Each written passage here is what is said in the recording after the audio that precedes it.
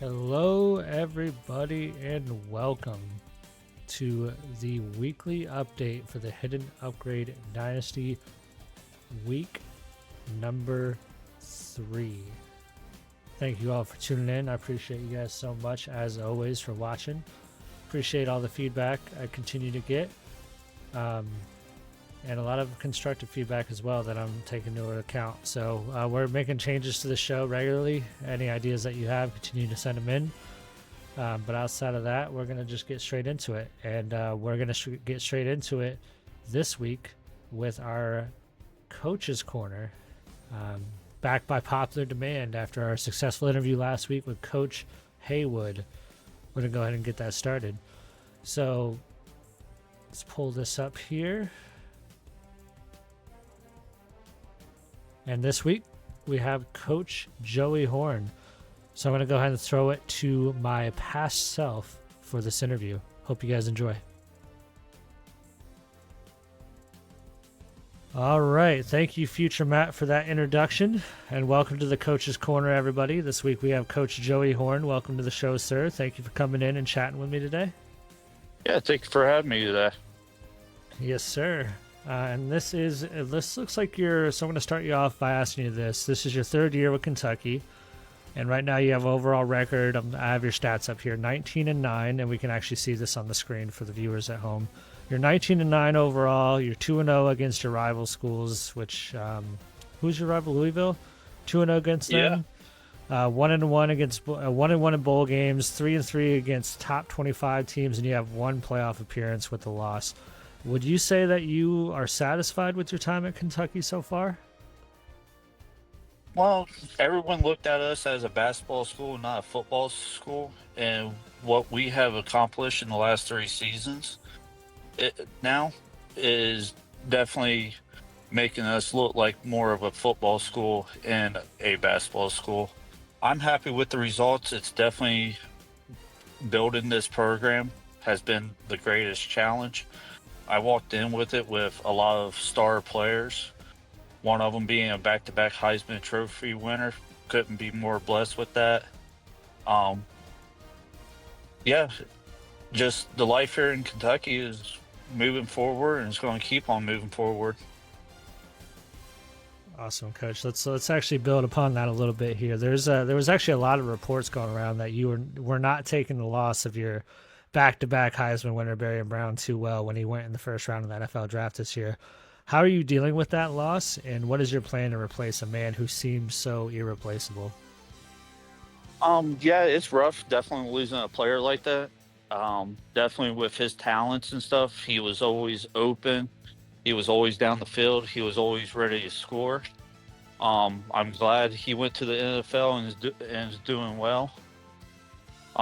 Right now, we're what we did last season. We focused with building our defense, and this season we're going to be building our offense and trying to find the true replacement for him. Awesome. So is there any truth that you went on a little bender in Vegas after you lost him? Was that the reason why that happened?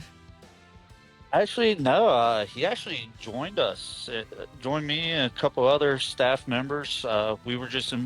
We were ready in Vegas, so trip was paid for. So we decided to celebrate a bowl win. And the question I like to ask everybody, because it was such a big deal in the offseason. You know, we had the unfortunate, untimely loss of Coach Big Papa. There were reports that he was with you during part of his nights out there in Vegas. What can you tell us Yeah, about that interaction that you had with him? yeah. We hit it up on blackjack tables, roulette. Had a great time. Of course, we were staying in two different hotels, and I was supposed to meet him for lunch the next day and talk about the off season, what our goals was. And as I was waiting for him at lunch and didn't hear from him, I started getting worried. It it was definitely we had fun. Too bad I couldn't give any more details on what happened in his passing and stuff. I know there's rumors that another coach from the conference snuck in throughout the night that we had. Don't know if it's true. Not pointing fingers, but I think there's definitely a conspiracy behind it. Wow. Well, hopefully we get some more information on that going forward. That's interesting. Haven't heard about that quite yet. So let's divert away from that for a little bit. Let's get back to football. So you have a new team this year, a pretty new team. Can you sort of speak about like the weapons that you have, what you're looking forward to this year out of your team specifically, what the new players you have? Um, yeah, we lost over 30 players between graduation and several going to the draft. Um, Really, our defense, like I said, we focused last season on recruiting and building our and getting the defense ready for this season. Um, Defense is firing all cylinders so far. The new coordinator's kind of shaky on the play calls. We had a couple slip ups. We sat down with some for some discussions about that. Get that better adjusted for the talent that we have on D. With our offense, it's definitely a rebuild year. We have a star running back, Shrugs. Right now, we have him as number 2 because we don't want to wear him out at the beginning of every game. We're learning he's a part-time player, not a full-time player yet, but hopefully as the season progresses, he'll get up there. We brought in Cole Pennington as a transfer, son of Chad Pennington. We thought he's going to show us something great. Right now, it was a rocky start for him against the game against Akron. We stuck the quarterback that we ended our season with, Rooks, and what I like about him, he's getting the offense down the field in a faster pace, more conservative. If he needs to scramble out of the pocket, he's there. Loving what the communication he's having with the running backs, the wide receivers. We brought in a couple wide receivers off of transfer portals. We actually took one from our rival. He wasn't happy there. Definitely after the loss that we handed to him, he said he was wanting to come to UK and be a winner. Sam Yates. He's got the speed. He just haven't had the breakaway like Brown does yet, but I do see a future with him. Yeah, he's a junior this year. Hopefully, his senior year is going to be his breakout year next season. We are planning on, like I said, we're going to be building our offense this year and see what we can bring. We have shifted our offense to a running offense, not a passing offense. So it's definitely a game changer on offense. Nice. Okay. Thank you, Coach. Yeah, I was going to ask you about that loss to Akron, but you explained it well. Sounds like you guys are bouncing back. You obviously had a win against Cincinnati. Not the toughest team in the world, but it's still good to get a win when you get a win. That being said, this week, many would say this is your first real test of the season when you play a very tough Tulane team who is ranked 6th overall and has coached by Rick Dalton. How do you feel about this matchup? It's definitely going to be our number 1 challenge this season, right off the rip against Rick Dalton. Hands down, what he's done with that program is phenomenal.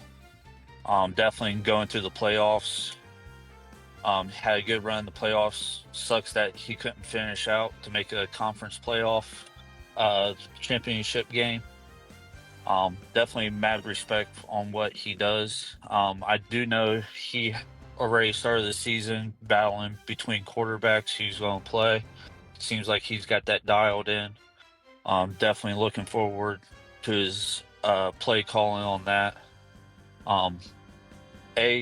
What I've been seeing, he's going to run the ball down the field, or he's going to hit his main guys on the outsides. Definitely going to be a challenge. Defense is definitely up for that challenge. Hopefully, we can get some pressure, make him question his judgment on quarterback at that point. Yes. I like that. All right, well, Coach, I'm going to end the interview with one last question for you here. The question I like to end with everybody. I just want to give you the opportunity to sort of talk your shit. Say what you want to say about whatever you want to say about. I will say that, I've seen a lot of disrespect in the Big 12 Conference with you specifically, saying you can't win it without your star wide receiver. You can't do it with your streak routes, the Joey special. I just want to give you the floor and say whatever you would like to say, because I don't know whether I'm going to be able to have you on the rest of the season. This might be your last chance to speak to the people. So the floor is yours. Whatever you would like to say, go ahead and say it, Coach. Well, just going to put this out there. Colorado's still going to be my bitch. With Shane Flacco or without him. Like, I already heard that they're going to rename Colorado Stadium after me after the beatdown we put on last year on them. To be honest, it's going to be definitely an interesting season with everyone. Definitely with the two new teams, Wyoming with Junior up there. Unfortunately, I don't get to play them. I get to play the new add-on of UConn. Can't wait for that. Definitely going to be an even matchup. Coach Suburban Meyer, I thought I was going to play him again for the third season in a row. Try to make a rivalry out of it. But it looks like our record against each other is just going to stay at 1-1 for now. And that's all I have for this conference. It's going to be a rocky battle on our end. I'm going to admit that, but hopefully my defense can hold us up, give us a winning record again, and at least just make a bowl game somewhere. I like it. I like it. Very strong words, especially to Coach Shane Falco. I wonder if he'll have anything to say about that. But I appreciate you coming on, sir. It was very nice to talk to you, and we're going to go ahead and send it back to future Matt for the rest of the weekly update. All right. Thank you so much. All right. Thank you, future Matt, for that introduction. Wow. I just butchered that. Thank you, past Matt, for that that transition. That was smooth as hell. Love to see that. Obviously, again, we're working out the kinks here, folks. So have a little patience with us while we get everything figured out. But welcome back to the weekly update. And we're going to go ahead and get straight into it this week. Let me actually make sure everything is good here. Everything kind of got like switched around. I don't know how that happened. Again, working through the technical difficulties, people. So bear with us. All right, we're going to get straight into it like we do every single week. We're going to start with last week's games. Looks like we got UConn versus Colorado up first. I watched that game. It was tough to watch. UConn just couldn't get anything going, and Colorado could get everything going. It seemed like the new freshman quarterback could do no wrong, and is continuing to impress after a kind of rocky start, but you know he's obviously a freshman, so he's bouncing back strong. So shout out to Colorado. We'll see if they can continue that work. UConn's got a big test coming up with Virginia Tech. We'll get into that a little bit later. So we'll see if they can step up and prove that they deserve to be in the Big 12. And obviously we have the new coach there, Coach Dusty. Is he regretting joining UConn? Is he having second thoughts about it? Like he left a very powerful Texas A&M team who has been doing nothing but getting better, playing amazing so far this season, with 2 Heisman candidates already. So he might be having a little bit of regret, but who knows? Maybe he wanted the challenge. We'll get into the next game. It's Wisconsin at Pittsburgh. Wisconsin gets the win, 22-21, ekes out a very close win there with the offense coordinator taking the helm because Coach Eric was unfortunately out again with explosive diarrhea. This is the 5th time he's had explosive diarrhea. I don't know whether he's going to the doctor about it, if he's getting medicine, or what's going on, but it's been described as a crime scene. His wife tweeted a photo of the bathroom after he was done with it, and wow, crazy stuff. You never want to see that. LSU gets a big win over FCS. It's an FCS school. Who cares? They beat them. Big deal. But congrats to Coach Steven. He probably needed a little bit of a bounce back after getting beat by Florida last week. So congrats to his team for getting that win. Wyoming, Coach Big Papa Jr. continues to impress. Just absolutely obliterates Hawaii 70-24.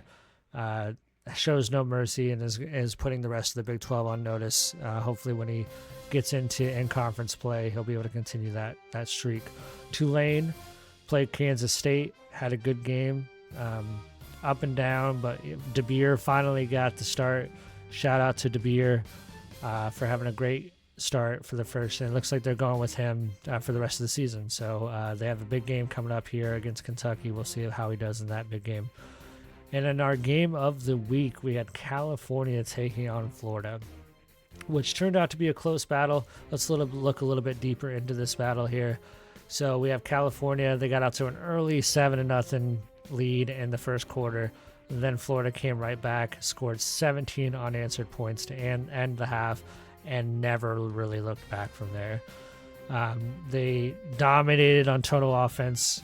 California only got 177 yards of passing offense. So they couldn't really get anything going in the passing game.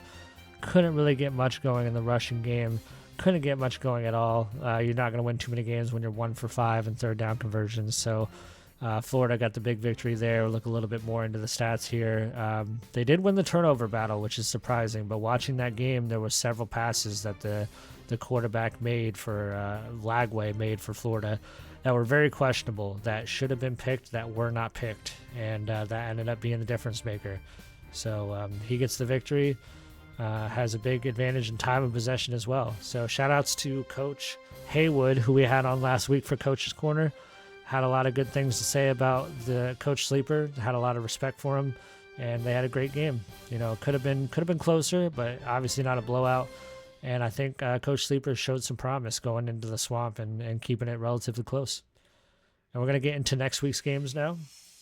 We got Virginia to UConn, which we talked a little bit about before. Coach Suburban actually had this to say. He said, and I quote, "If I lose to Coach Dusty and that terrible UConn team, I will go ahead and retire," end quote. So we'll see if that holds true. Coach Suburban having some strong words against UConn and Coach Dusty and his decision to take over that team. California is playing Kansas State, team that Tulane handled pretty easily. Let's see if Coach Sleeper can bounce back and get a victory against Kansas State. Coach Daniel Sleeper specifically. His brother, Coach Steven Sleeper, playing Kansas in a good battle here, in a conference battle. See who comes out on top there. And then we got Wisconsin at Wyoming, which as of this recording, they may have already played. So they're playing tonight, I believe, at 7:30 p.m. So make sure you tune into that if you haven't already seen it, and we'll hopefully be in for a good matchup. And then lastly, we have Kentucky at Tulane. Obviously, we just had the interview with Coach Joey, and he had a lot of nice things to say about Rick Dalton. Not sure how Rick Dalton feels. Didn't have a chance to talk to him. Maybe we'll get a post-game press conference. Who knows? But we'll see how that game goes. That should be a good one between Tulane and Kentucky. That being said, let's take a look at who the committee chose for this week's Game of the Week. Oh, actually, I'm sorry. We don't have a graphic for this. Wow, I was just informed by production. There's no graphic for this. That's wow. Somebody's getting fired. Somebody's getting fired. Don't look at me like that.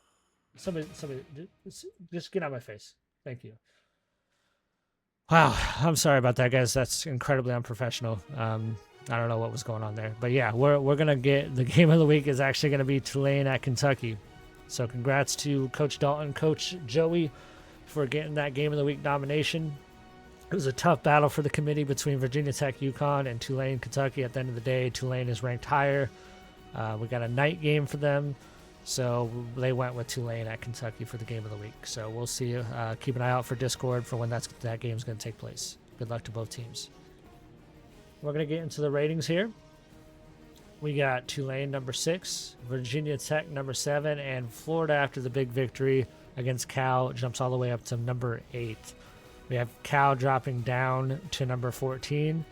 And we have, lastly, for our players, we have number 18, Stephen, LSU, still holding strong in the top 25. And then we're going to look at our Big 12 standings. Florida at the top, 3-0, 2-0 in conference play. Colorado, 3-0, 1-0 in conference play. Still a lot of games to play.